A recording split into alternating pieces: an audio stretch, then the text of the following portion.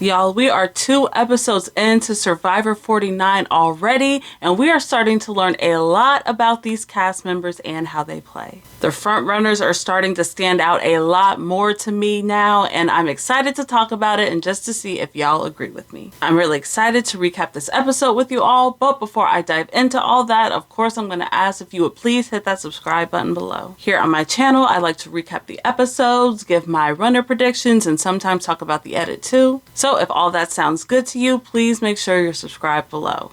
Now, let's dive in.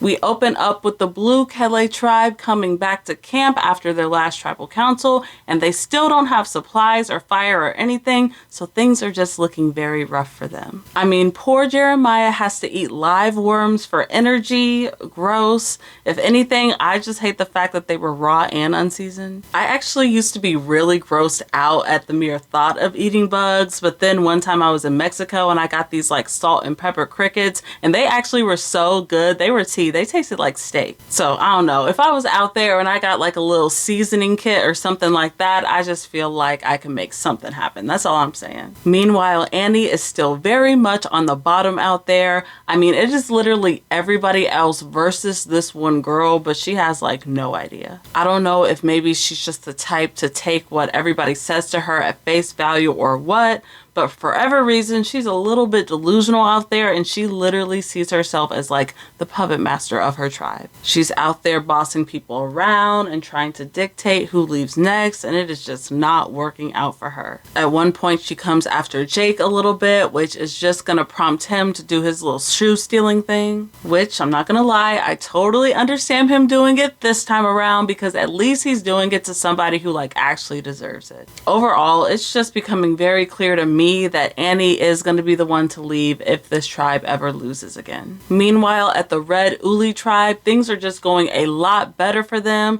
They are out there catching crabs and trying to eat good, at least the best they can on Survivor. Now, we do see the majority alliance start to form on this tribe as well. We already saw Savannah and Shannon group up in the last episode, and now we're starting to see Nate and Rizo get really close here. Eventually, these two groups are going to join together to form a solid group of 4 to then have the majority of votes on their tribe, which I think is all just really good work here. I mean, I really have no notes for this group at all. I am really glad that Nate was able to find an end somewhere, especially since he had been talking so much about being the oldest person on his tribe and not really vibing or getting along with the aura of the Gen Zs and all that. I feel like this is something that the oldest person on every single tribe has complained about so far this season, which really makes me wonder if they really only just have to cast one token older person on each tribe. Like personally, I wouldn't be mad at all to see a lot more 40 pluses playing Survivor.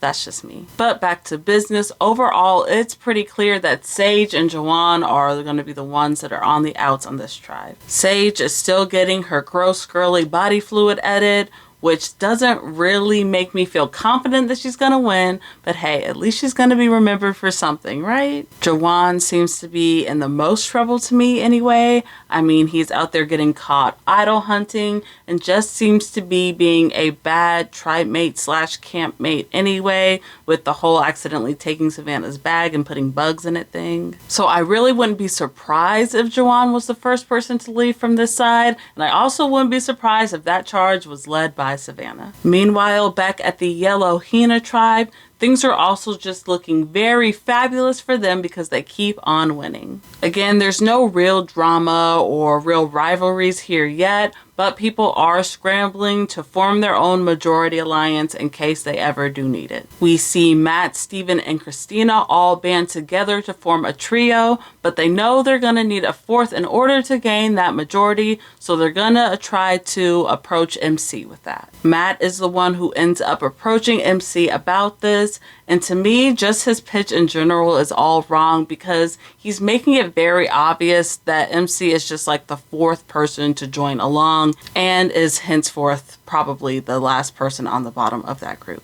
And MC says she didn't really feel close to Matt anyway, so I feel like they should have had Steven or somebody that she was actually closer to come up to her and pitch this thing differently. Because now MC just knows she's on the outs, and now she's gonna go and just immediately snitch on this little trio trio to the other Sophie. So we're already starting to see a little bit of drama with this tribe, but we're just going to have to wait and see how it all ends up playing out. So that's just kind of where those tribes stand at the moment. Now let's get into some of these challenges. The Journeys have made yet another comeback this season, and overall the idea is pretty similar to the ones they've had before, but it looks like they've made a lot of changes this season too. One person from each tribe is selected to go out and compete in a mini game, and whoever wins gets an advantage. The main change here is that nobody automatically loses their vote this time, thank goodness, because I feel like they were really starting to overdo it with all the lost votes last season. I just felt that it was really starting to muddy up the game and prevent the players from, actually playing. Plus, the winner this time actually gets a choice of what their advantage is going to be,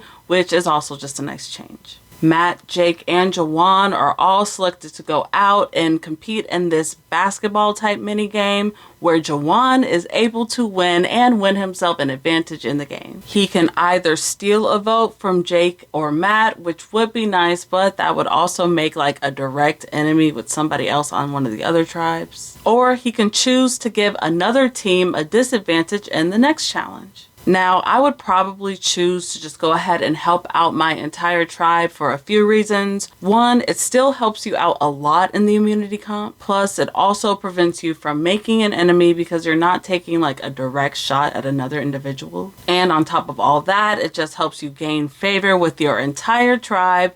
Plus, you really don't have to do any of that lying or sneaking around because whatever your advantage is, it's just going to be revealed immediately, so there's no real mystery to you either. Nobody's going to have a chance to spread rumors about what you may or may not have. You're just going to go ahead and leave everything out on the table now. So to me, that's just the better choice, and that's the choice that Jawan ends up making anyway. Later on, the players head off to the next immunity challenge, where Jawan decides to go ahead and give the yellow tribe the disadvantage, and it's a pretty big one. The yellow tribe now has to run the obstacle course with an extra 20 pounds of coconuts on their back, and they are clearly by far the strongest team out there, so I really can't blame Jawan for wanting to disadvantage them at all. This challenge looks especially brutal, especially with those coconuts, because they're not really like secured down to their backs like a backpack or anything, so they're kind of just like flopping along everywhere. And there's a point where we also see Sophie just slice her knee wide open,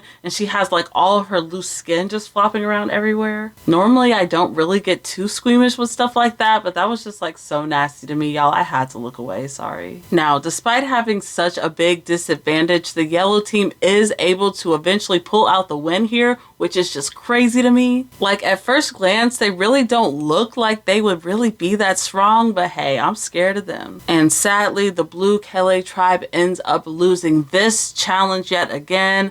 And so, of course, they are going to have to go back to tribal council for the second time in a row. Back at the Kelly camp, it's looking like Annie has now just switched up completely and is now really wanting Sophie to be the one to leave, even though she was literally just trying to work with that girl. Annie is still just completely delusional to the fact that nobody is actually liking her at all. And at this point, it's pretty clear where the vote is going to end up going. Now, things do get a little interesting when Alex ends up finding the Beware advantage, but eventually Jake and Sophie get brought into it too because they're just seen as a strong trio. I personally feel like this is something that Alex could and should have kept a secret to himself, especially since their numbers are like constantly dwindling. You have to be able to have a way to protect yourself and yourself only, just in case you need to. Because eventually, as we see, Jeremiah also ends up getting roped into this Beware Advantage idol hunt. So now literally 4 out of 5 tribe members all know that you have this thing. And somebody is about to be voted out, so pretty much literally everybody is about to know. Before everyone heads off to tribal, we do get one red herring in the edit